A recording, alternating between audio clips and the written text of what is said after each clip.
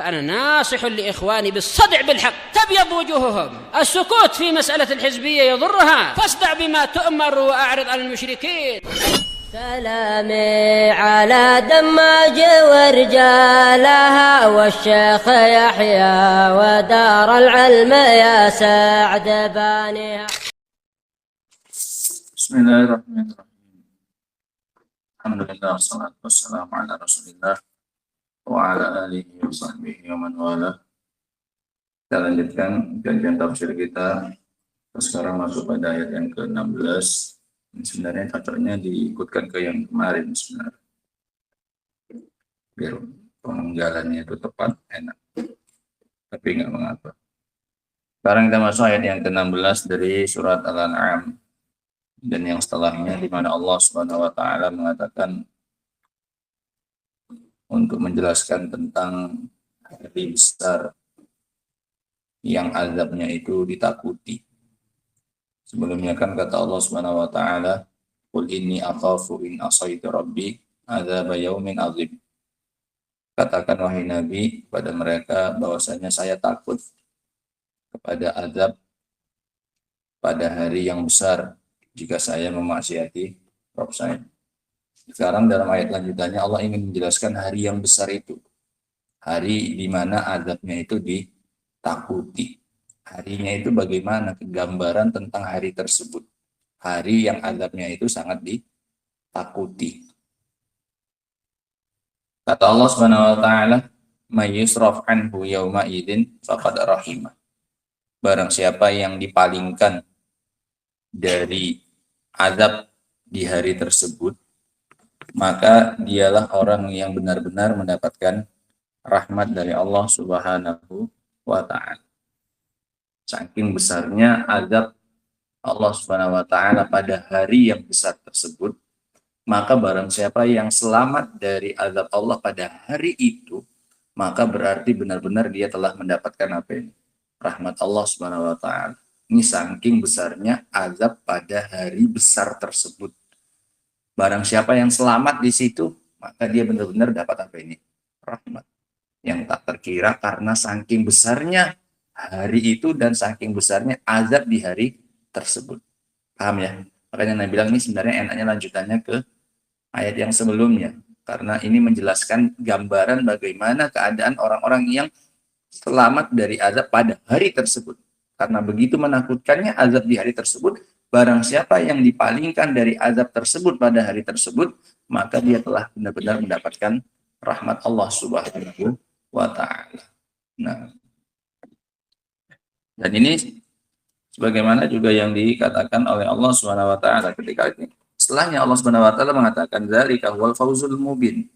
Sungguh itu adalah keberhasilan yang nyata. Apa itu? Keberhasilan dari azab di hari tersebut. Barang siapa yang selamat di hari tersebut benar-benar adalah berhasil, telah mendapatkan kemenangan yang besar, yang nyata. Nah, dan ini sama seperti firman Allah Subhanahu wa taala. Al-Fawz itu sudah kita sebutkan berulang-ulang. Al-Fawz itu maknanya adalah mendapatkan yang diinginkan dan dijauhkan dari yang dikhawatirkan. Itu namanya apa? Al-Fawz. Nah, itu mendapatkan apa yang diinginkan dan dijauhkan dari yang dikhawatirkan. Itu baru namanya apa? Al-Fawz. Nah, al-fusul bil matlub wan najah minal marhu. Mendapatkan apa yang dicari dan selamat dari yang dikhawatirkan. Makanya dalam ayat yang lain kata Allah Subhanahu wa taala menjelaskan apa yang didapatkan dan apa yang dia selamat darinya. Faman zuhziha 'anil nar, barang siapa yang dijauhkan dari neraka, wa udkhilal jannah, dan dimasukkan ke dalam surga, faqad faz, dia telah apa ini? Telah berhasil. Berapa disebutkan? 2. Mendapatkan yang diinginkan dan selamat dari yang dikhawatirkan. Faman zuhziha 'anil nar, barang siapa yang dijauhkan dari neraka, apa ini? Keselamatan dari yang dikhawatirkan. Wa udkhilal jannah, apa ini? Mendapatkan yang diinginkan. Faqad faz, maka dia telah mendapatkan apa? Al-Fawz. Berapa? 2. Faman zuhziha 'anil nar wa udkhilal jannah, maka itulah faqad faz, kata Allah. Nah, Sehingga ini gambaran tentang hari yang besar tersebut. Hari di mana orang yang selamat darinya, dia betul-betul orang yang dapat rahmat, dan dia adalah orang yang benar-benar telah berhasil. Nah, kemudian kata Allah Subhanahu wa taala setelahnya, wa iyamsatsallahu bidurrin, jika Allah Subhanahu wa taala menimpakan kepadamu dengan suatu kemudaratan. Adur itu artinya ma yatadarrar bihil insan fi aqlihi wa jasadih wa mali. Sesuatu yang membuat kerugian pada seseorang, baik pada akalnya atau badannya atau hartanya. Semua kerugian yang menimpa seseorang, baik pada hartanya, akalnya atau badannya, besar maupun kecil, umum di sini. Jika Allah Subhanahu wa taala menimpakan kepadamu kemudaratan, sekecil apapun dan apapun bentuk kemudarotannya tersebut, fala kashifa lahu illahu, maka tidak ada yang bisa menyingkapnya, menyingkap kemudaratan tersebut dan menghilangkannya dan mengangkatnya kecuali Allah Subhanahu wa taala. Ini lagi-lagi penegasan tentang tauhid. Lagi-lagi ini penegasan tentang tauhid. Kalau tidak ada yang bisa menghilangkan kemudaratan ketika menimpa kamu kecuali Allah Subhanahu wa taala, maka sudah sepantasnya apa? Sudah sepantasnya cuci muka. Nah, iya, sudah sepantasnya cuci muka. Iya, betul. Enggak percaya. Iya. Ayo, iya. Enggak percaya dikasih tahu. Maka sudah sepantasnya yang diibadahi adalah Allah Subhanahu wa taala. Ini lagi-lagi Allah berdalil dengan sifat rububiyah untuk apa ini? Uluhiyah. Karena tidak ada yang bisa mengangkat dan menghilangkan mudarat kecuali Allah, maka sepantasnya yang diibadahi juga Allah Subhanahu wa taala. Dan Allah akan terus mengulang-ulang hal seperti ini ya, Pak. Allah berdalil dengan rububiyahnya untuk menekankan uluhiyahnya Allah Subhanahu wa taala. Dan sebaliknya juga sama. Wa iyamsaska bi khairin fa huwa ala kulli syai'in qadir. Kalau Allah ingin menimpakan kepadamu kebaikan, maka sungguh Dia adalah yang maha mampu atas segala sesuatu. Kalau Allah ingin mengasihkan kepada kita kebaikan, maka Allah mampu memberikan kebaikan apa saja. Lagi-lagi di sini lafadznya nakirah, nggak pakai al. Bi khairin dalam konteks syarat. Barang siapa kebaikan kemudaratan. Berarti menunjukkan faedahnya apa ini? Umum. Semua kemudaratan dan semua apa ini? Kebaikan.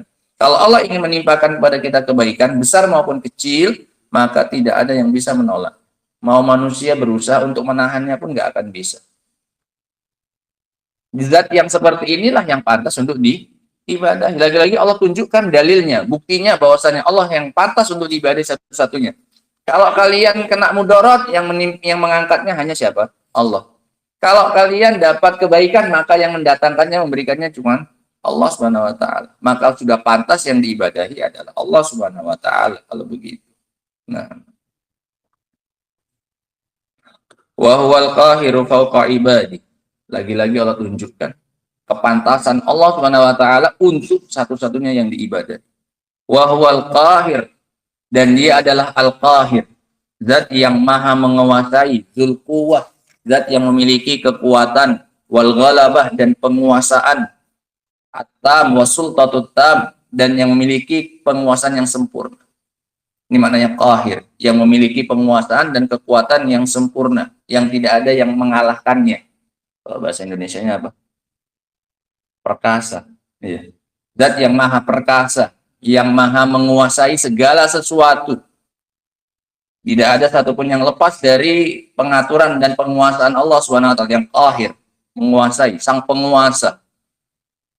Ini lagi-lagi Allah menunjukkan dalil kepantasan dirinya untuk dijadikan sebagai satu-satunya sesembahan. Kenapa Allah pantas untuk diibadahi satu-satunya? Karena Dia yang Al-Qahir.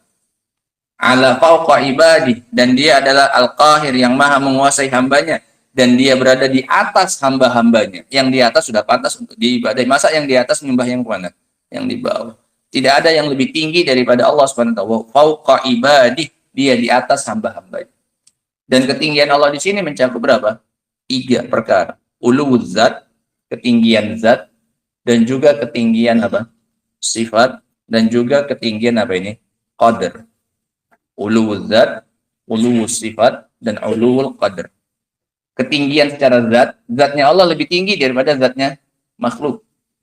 Kemudian sifatnya, sifat-sifat Allah itu lebih tinggi daripada sifat-sifatnya siapa? Makhluk. Kemudian qadr, kedudukannya, qadarnya lebih tinggi daripada qadarnya, kedudukannya siapa? Makhluk. Nah, sehingga ini juga alasan yang membuat Allah SWT untuk dijadikan sebagai satu-satunya sesembahan. Kenapa? Karena dia adalah di atas siapanya? Hambanya. Dia sudah lantas secara logika yang di bawah menyembah kepada yang di atas. Nah, wa huwal hakimul khabir. Tambahi lagi oleh Allah SWT, dan dia adalah zat yang maha bijaksana, yang maha menempatkan sesuatu pada tempatnya. Namanya al-hikmah. Wad'u syai' fi mawdi'ihi, meletakkan sesuatu pada tempatnya, itu namanya hikmah. Dan ini mencakup dua perkara, pada amrun syar'i dan juga pada amrun qadari. Hikmahnya Allah mencakup perkara apa ini? Syar'i, dan juga mencakup perkara qadari. Mencakup perkara syar'i, perintah dan larangan. Ketika Allah melarang sesuatu pasti ada hikmahnya. Memang pantas itu untuk dilarang, sesuai di tempatnya. Ketika Allah memerintahkan sesuatu, memang sesuatu itu pantas untuk diperintahkan. Karena mengandung kemaslahatan yang banyak untuk manusia. Ketika Allah larang, pantas itu memang untuk dilarang. Yakin saja banyak hikmahnya di situ. Karena ada banyak kemudaratan bagi manusia. Makanya dilarang oleh Allah SWT. Ini perkara apa namanya? Perkara apa namanya? Syar'i. Dalam perintah dan larangan, Allah punya sifat apa? Hikmah, bijaksana. Dalam memerintah dan dalam melarang. Kalau kita kan manusia. Hikmahnya, kalaupun ada hikmahnya, nggak banyak. Nah, kadang kita memerintah sesuatu yang tidak pantas untuk diperintah. Kadang kita melarang sesuatu yang tidak pantas untuk dilarang. Karena kita tidak punya sifat hikmah seperti hikmahnya Allah SWT. Allah juga punya sifat hikmah dalam amrun qadari, perkara takdir. Ketika Allah mencipta dan mengatur alam semesta. Kenapa matahari terbit dari arah timur, kemudian tenggelam dari arah barat? Allah punya apa? Hikmah. Dalam perkara apa ini? Qadari, itu kan perkara takdir. Dalam hal menciptakan, kenapa Allah ciptakan mata kita dua, lidahnya kita cuma satu? Pasti ada banyak hikmahnya. Dalam perkara apa ini namanya? Qadari. Nah, ini luar biasa ya Pak. Sampai-sampai disebutkan oleh mereka, kenapa untuk lidah itu penahannya lebih banyak, karena menjaganya lebih susah. Di antara lidah, mata, dan telinga. Telinga nggak ada penjaganya, penutupnya nggak ada. Karena menjaganya gampang. Dari pendengaran-pendengaran. Makanya nggak dikasih apa ini? Nggak kasih penutup. Karena untuk menjaganya apa? Gampang. Kemudian naik sedikit mata. Ada penutupnya? Ada. Dikasih penutup. Ya kan? Supaya bisa apa ini? Ditutup ketika ada yang tidak pantas untuk dilihat. Yang paling berat apa? Lisan. Berapa penutupnya? Apa saja? Kasih gigi. Kasih lagi apa? Bibir. Supaya nggak benar-benar apa ini? Benar-benar terkontrol, dijaga. Menunjukkan yang paling berat dijaga adalah apa? Lisannya. Sampai dua penutupnya. Kasih gigi, dikasih apa? Bibir lagi. Biar nggak sembarangan bicara. Nah. Al-Khabir, zat yang maha mengetahui. Al-Khabir itu lebih akhas, lebih khusus daripada Al-Alim. Nah, maknanya yang mengetahui bawatinul umur, yang mengetahui perkara-perkara yang batin, itu namanya Khabir. Sama artinya mengetahui, tapi lebih khusus, mengetahui perkara-perkara yang apa ini? Yang batin. Kalau yang batin diketahui oleh Allah, maka yang zahir ya min babi aula. Ya lebih lagi diketahui oleh Allah Subhanahu wa taala. Nah, ya zat yang maha mengetahui segala sesuatu, bahkan perkara yang tersembunyi dari manusia sekalipun, ini yang pantas untuk dia ibadahi. Zat yang punya hikmah dalam pensyariatannya dan dalam penciptaannya, ya inilah ya zat yang paling pantas untuk diibadahi satu-satunya. Lagi-lagi Allah semuanya di sini akan berdalil akan kepantasan dirinya untuk dijadikan sebagai satu-satunya sesembahan. Dari kemarin, kepemilikan langit dan bumi, kepemilikan apa yang tinggal di siang hari dan di malam hari, dan seterusnya sampai detik sekarang ini Allah masih berdalil dengan perkara-perkara rububiyahnya untuk menunjukkan kepantasan Allah dari sisi apa ini? Uluhiyah, yaitu peribadatan. Nah, qala Syekh Abdurrahman As-Sa'di rahimahullah, Ayat yang ke-16, dzalikal yaum huwal yaumul ladzi yukhafu adzabuhu. Hari tersebut adalah hari yang ditakutkan azabnya. Wa yuhdzaru iqabuhu, dan dikhawatirkan hukumannya. Li'annahu man surifa anhul adab yauma idzin fawal marhum. Karena dia pada hari itu, barang siapa yang dipalingkan dari azab, maka dia adalah almarhum. Apa almarhum? Orang yang udah mati. Almarhum apa artinya? Apa Habib? Almarhum orang yang dirahmati, bukan udah mati. Udah mati ada yang diazab juga. Nah. Fahuwal marhum, maka dia adalah apa? Almarhum. Nah, orang di luar almarhum. Orang yang dapat rahmat. Kapan dia dapat rahmat? Disebut almarhum. Kalau di akhirat dia apa? Selamat dari azab di hari tersebut. Baru dapat gelar apa? Almarhum. Kalau belum sampai selamat di sana, belum pantas dapat gelar apa? Almarhum. Nah. Wa man naja fihi fahuwal faizu haqqan. Barang siapa yang selamat di hari tersebut, maka dialah yang berhasil sesungguhnya. Kaman naman lam yanju minhu fahuwal halik asyaqi. Sebaliknya berarti, barang siapa yang tidak selamat di hari tersebut, maka dialah orang yang binasa, yang merugi.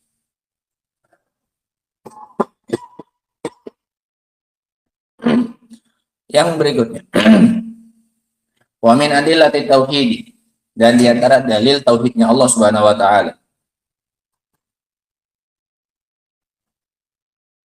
Annahu ta'ala al-munfarid bi kasfid dharra wa jalbil khairi was-sarra. Di antara dalil tauhidnya Allah Subhanahu wa taala adalah bahwasanya dia yang bersendirian.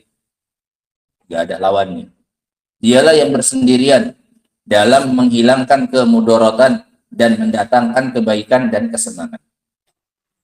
Walihada qala, oleh karena itu Allah mengatakan wa iyamsaka Allahu bidurrin, jika Allah menimpakan kepadamu kemudaratan min faqrin aw maradin, berupa kefakiran, berupa sakit, aw usrin, kesulitan, aw ghammin, kegalauan, kesedihan, aw hammin, kesedihan, aw nahwihi, atau yang semisalnya, fala kashifalahu illahu, maka tidak ada yang bisa menghilangkannya kecuali dia, Allah Subhanahu wa taala. Wa yamsaka bikhairin fa huwa ala kulli syai'in qadir. Jika Allah ingin menimpakan kebaikan kepadamu, maka sungguh dia maha mampu atas segala sesuatu. Dia zat yang maha mampu atas segala sesuatu, inilah yang pantas untuk diibadah. Yang nggak mampu, yang nggak pantas untuk disembah. Nah. Fa idza kana wahdahu nafi' ad-dhar, jika Allah satu-satunya yang memberi manfaat dan memberikan mudarat, fa huwa alladzi yastahiqu, maka dialah yang pantas an yufrada bil ubudiyah wal ilahiyah, makalah dialah yang pantas untuk disendirikan dalam peribadatan dan dalam uluhiyah. Lagi-lagi rububiyah mengharuskan untuk apa ini? Uluhiyah. Ya? Nah. Qala wa huwal qahiru fawqa ibadi, dan dia adalah zat yang maha mengatur dan menguasai di atas hamba-hambanya. Fala yutasarraf minhum mutasarrifun wala yataharraku mutaharrikun wala yaskunu sakinun illa bimasyiati.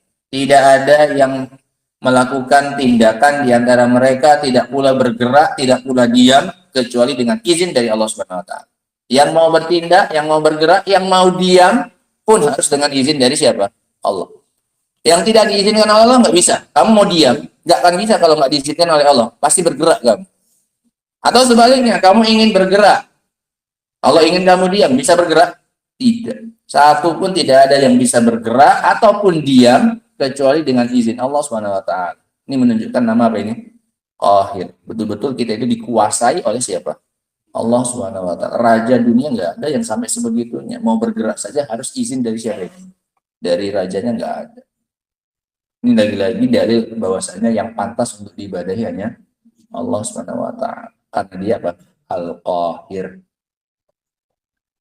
Walaysa lil muluk wa ghairihim al-khuruj an mulkihi wa sultani. Tidak ada bagi para raja dan yang selain mereka untuk boleh keluar dari kekuasaan dan penguasaan Allah Subhanahu wa taala. balhum mudabbarun maghfurun, bahkan mereka itu diatur dan dikuasai oleh Allah Subhanahu wa taala. Fa idza kana huwal qahir wa ghairuhu maghfur, kalau Allah qahirnya sementara selain Allah adalah maghfur, kalau dia penguasa yang lainnya dikuasai. Allah qahir, kitanya apa? Maghfur. Allah penguasa, kita dikuasai. Kalau Allah yang menguasai dan yang selain Allah adalah yang dikuasai, kan huwal mustahiqu lil ibadah, maka yang pantas diibadai adalah siapa? Ya dia. Yang qahir atau yang maghfur? Yang qahir. Wa huwal hakim, dan dia adalah zat yang maha hakim, bijaksana. Fim, apa tadi bijaksana? Bijaksana artinya tadi apa? Bijaksana apa artinya tadi, Azri? Bijaksana apa artinya, Dirga? Bijaksana apa tadi?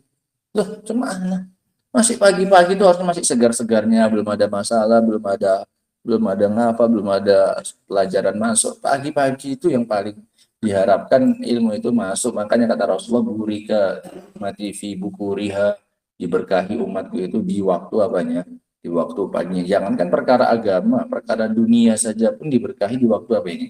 Waktu pagi. Kalau udah siang, udah sore, sudah. Kabarnya Abu Yusuf menempatkan sesuatu pada tempatnya. Itu namanya apa? Hikmah. Dicatat itu. Hikmah itu artinya meletakkan sesuatu pada tempatnya. Ini itu tadi tanya belum bisa, kalau didapat jawabannya langsung dicatat. Itu namanya hikmah. Meletakkan sesuatu pada apa? Tempatnya. Ini sifatnya Allah Subhanahu wa taala. Manusia punya hikmah, punya. Tapi tidak sesempurna hikmahnya Allah. Kita kadang masih salah tempat. Nah, ya benar juga pernah. Nah, tapi seringnya apa? Salah tempat. Kalau Allah nggak akan pernah salah menempatkan sesuatu. Yang pantas dijadikan oleh Allah seperti ini memang pantas untuk kayak gitu. Nah, dan ini mencakup berapa perkara tadi kita sebutkan hikmahnya Allah? Berapa, Abdul? 2. Mencakup perkara apa, Ali?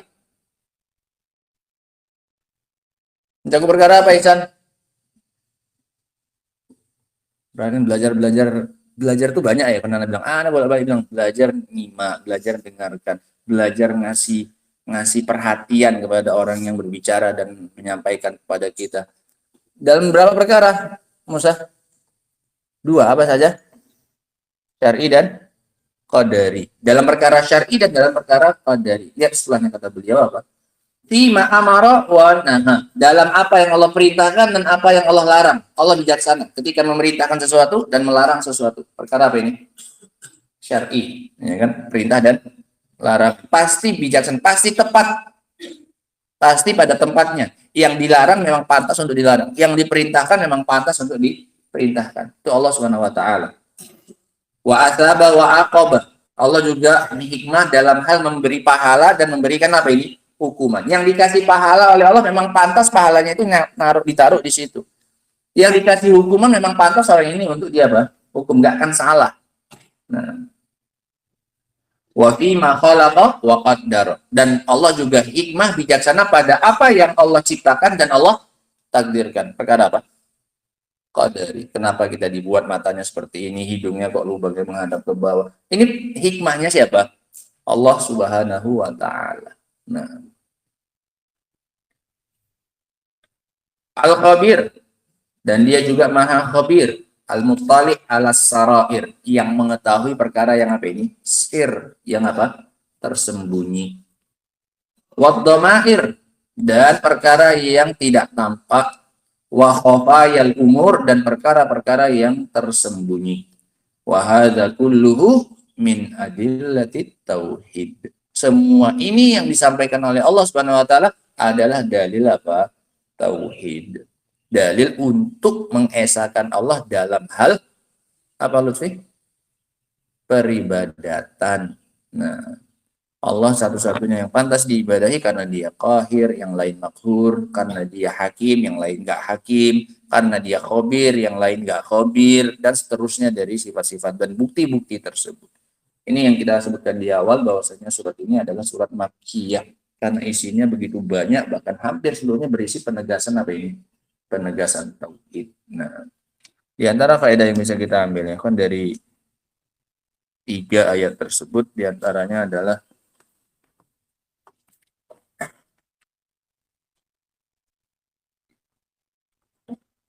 al-fawzul bayyin liman surifa anhu adzab yaumal qiyamah. Keberhasilan yang sesungguhnya adalah keselamatan dari azab di hari kiamat. Ini baru al-fawzul bayyin. Keberhasilan yang sesungguhnya adalah ketika selamat dari azab hari kiamat. Itu baru berhasil. Keberhasilan yang lainnya itu kecil dibandingkan dengan keberhasilan dari azab Allah pada hari kiamat. Faman zuhziha 'anil nar wa udkhilal jannah faqad faz. Dzalikal fawzul mubin.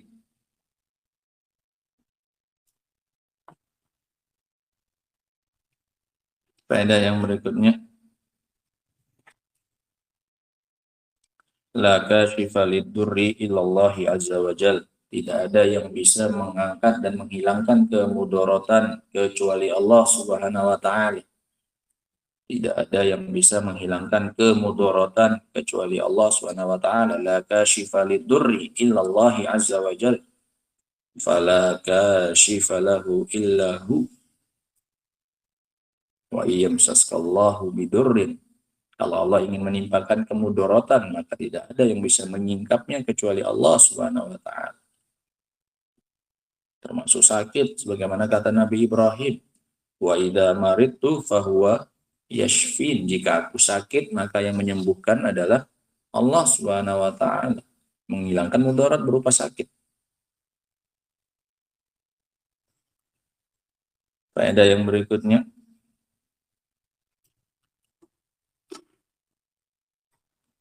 sehingga kalau ini konsekuensinya ya ikhwan, kalau kita yakin Allah yang menghilangkan mudarat, berarti gantungan harapan kita ketika ingin hilangnya mudarat tersebut hanya kepada siapa ini?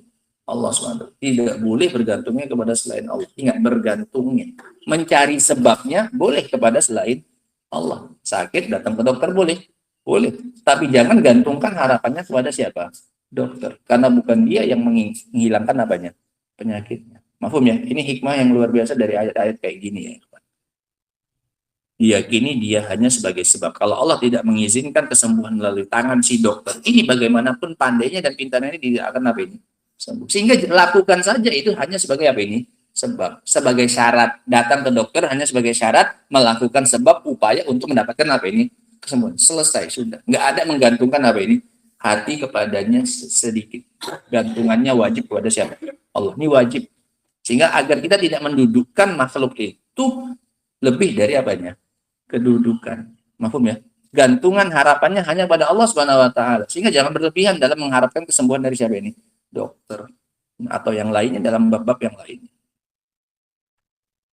Faedah yang berikutnya, ma yahsulu lil insan min khairin fa huwa min Allah. Segala kebaikan yang didapatkan oleh manusia datangnya hanya dari Allah Subhanahu wa taala. Segala kebaikan yang didapatkan manusia datangnya hanya dari Allah. Segala kebaikan yang didapatkan oleh manusia datangnya hanya dari Allah Subhanahu wa taala. Sehingga ini sama kayak yang tadi, lagi-lagi kalau ingin mengharapkan suatu kebaikan, maka mintanya, berharapnya kepada siapa? Allah Subhanahu wa taala. Boleh mencarinya dari manusia? Boleh. Carinya dari manusia, sebabnya dari manusia. Silahkan. Tapi jangan pernah berharap darinya, menggantungkan hati untuk mendapatkan kebaikan, baik berupa uang, baik berupa harta, dan yang lainnya. Kepada siapa ini? Manusia, nggak boleh. Nah. Faedah yang berikutnya.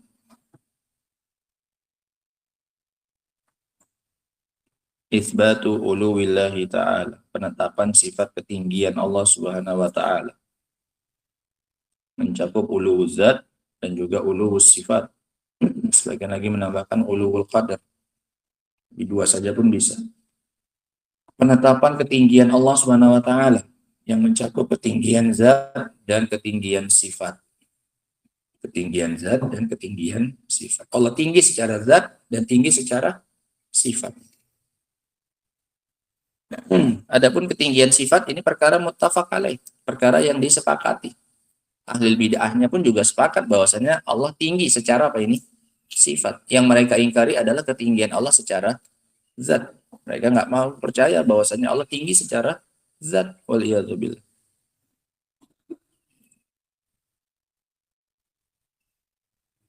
Wallahu ta'ala alam bissawab. Ini beberapa faedah yang bisa kita ambil dari 3 ya.